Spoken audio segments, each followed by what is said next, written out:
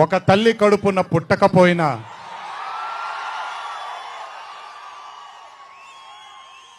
నన్ను కడుపులో పెట్టుకొని నేను చేసిన తప్పుల్ని క్షమిస్తూ నా బాధల్లో నాతో పాటు మీరు భుజాన్ని కలిగించి నా ఆనందంలో మీరు ఆనందాన్ని పంచుకొని నా బాధల్లో మీరు నాతో పాటు కన్నీళ్లు రాల్చి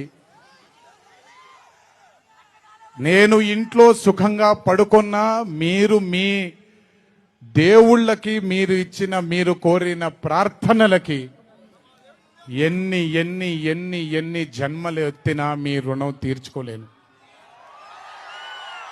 ఇక్కడొచ్చిన మీ అందరికీ, ఇక్కడికి రాని ఇంకొంతమందికి, ఇంట్లో కూర్చొని చూస్తున్న అందరికీ శిరస్సు వంచి పాదాభివందనం ఎంత చేసుకున్నా కూడా సరిపోదు. మా నాన్నగారితో చెప్పాను, నాన్న కొడుకుగా నాకు జన్మనిచ్చారు, కానీ ఈ జీవితం మాత్రం మీకే అంకితం. ఇంతకంటే శక్తి నాకు ఏది అవసరం లేదు. మీ అందరి ప్రేమ పొందాను, మీ అందరి వాత్సల్యం పొందాను, మీ అందరి అభిమానం పొందాను. ఈ జన్మకి ఇది చాలు.